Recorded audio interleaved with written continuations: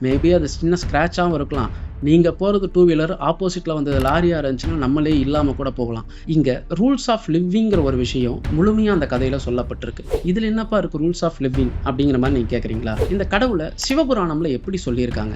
அதாவது நம்ம இங்க ஒரு செயல்பாடு செய்ய முடியுது அப்படின்னா, இதுல இந்த நாதன்கிறது ரொம்ப முக்கியம். "செல்லா நின்ற இத்தாவர சங்கமத்துள்" இந்த லைனோட விளக்கமா உங்களுக்கு என்ன படுது? இன்னைக்கு நீங்க செஞ்சது 1 வருஷம் கழிச்சு உங்க டைம் லைன்ல ஒரு சேஞ்ச கிரியேட் பண்ணி, அந்த இடத்துல உங்கள இன்னும் பெரிய ஒரு ஆக்சிடென்ட்ல அது சிக்க வைக்கும்.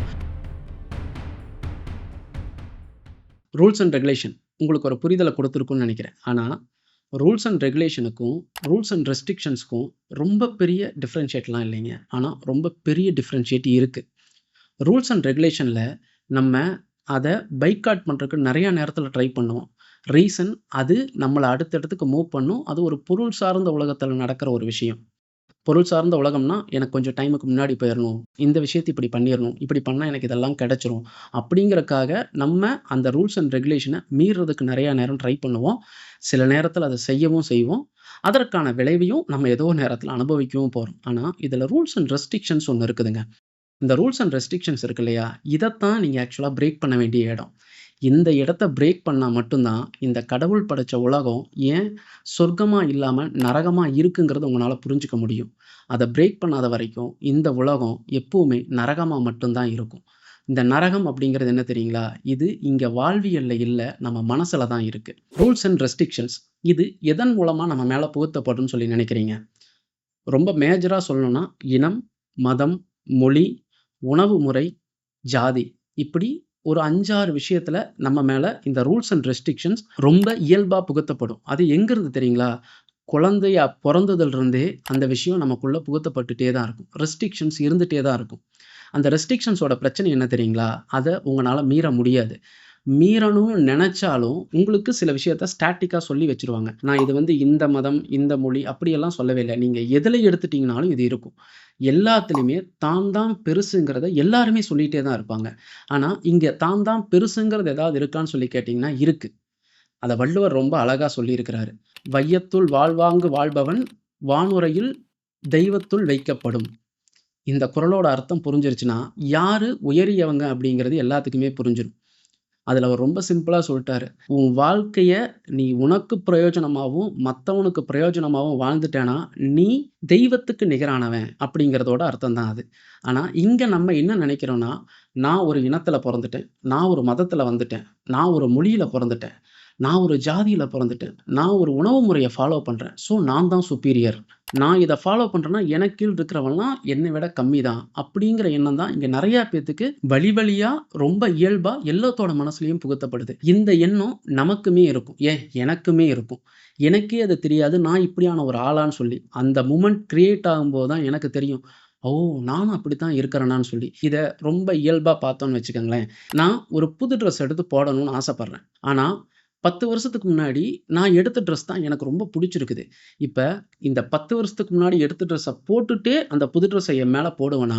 இல்ல அந்த பழைய ட்ரெஸ்ஸ கழட்டி வச்சுட்டு இந்த புது ட்ரெஸ்ஸ போடுவனா? கண்டிப்பா அந்த பழைய ட்ரெஸ்ஸ கழட்டி வச்சுட்டு தான் இந்த புது ட்ரெஸ்ஸ நான் போடுவேன். ஆனா இந்த ரூல்ஸ் அண்ட் ரெஸ்ட்ரிக்ஷன்ஸ்ல இருக்கிற பிரச்சனை என்ன தெரியுங்களா? நீங்க 10 வருஷத்துக்கு முன்னாடி இல்ல.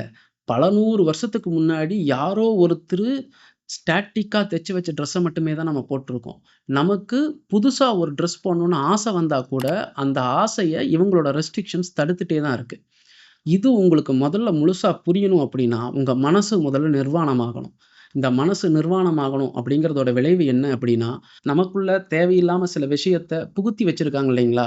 அந்த விஷயத்த உடைச்சு வெளிய வந்து அதோட உண்மை தன்மைய ஆராயிற மனநிலைக்கு நம்ம போகணும்னா, அங்க நம்ம மனசு நிர்வாணமா இருந்தா மட்டும் தான் முடியும். அதே மாரி யார் பேசுறாங்கங்கிறத தாண்டி, அதுக்குள்ள என்ன உண்மைத்தன்மை இருக்கு அப்படிங்கிறது உங்களுக்கு புரிஞ்சிருச்சு அப்படின்னா, நீங்க உங்கள உணர முடியும். அது உங்களுக்கு ரொம்ப நல்ல விஷயங்கள உங்ககிட்ட கொண்டு வந்து குடுக்கும். இதத்தான் திருமூலர் "அன்பும் சிவமும் இரண்டென்பர் அறிவிலர். அன்பே சிவமாவது யாரும் அறிகிலர். அன்பே சிவமாவது யாரும் அறிந்தபின் அன்பே சிவமாய் அமர்ந்திருந்தாரே" அப்படின்னு சொல்லிட்டு போயிருக்காரு. இது என்னப்பா அன்பு சிவன் என்னமோ சொல்ற, அன்பே சிவம் படத்த பத்தி ஏதாவது சொல்றியான்னு கேட்கிறீங்களா? சத்தியமா கிடையாது. அன்பு தான் சிவம். சிவம் தான் அன்பு. சிவம் அப்படின்னா என்னன்னா, அது ஒரு மதக் கடவுளா பார்க்காதீங்க. அது உங்க உயிராற்றல். அன்பும், சிவமும் இரண்டென்பர் அறிவிலர் அப்படின்னு ஏன் அவர் சொன்னார்ன்னா, உங்க மனசுல அன்பு இருந்தா மட்டும் தான் நீங்க இங்க உயிரோடவே இருக்க முடியும். அன்பே சிவமாவது யாரும் அறிகிலர்.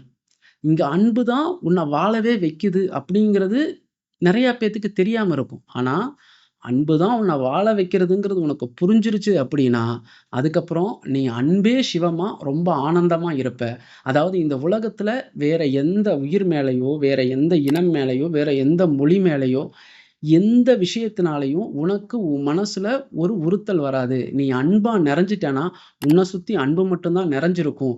அப்படிங்கிறத தான் திருமூலர் அவரும் முழுமையா சொல்றாரு. ஸோ, உங்களுக்கு ஒரு புரிதல் வரணும். உங்க மனம் பற்றியோ, கடவுள் பற்றியோ நீங்க உண்மை தன்மைய உணரணும் அப்படின்னா, முதல்ல உங்க மனசுல நீங்க நிர்வாண நிலைக்கு போகணும்.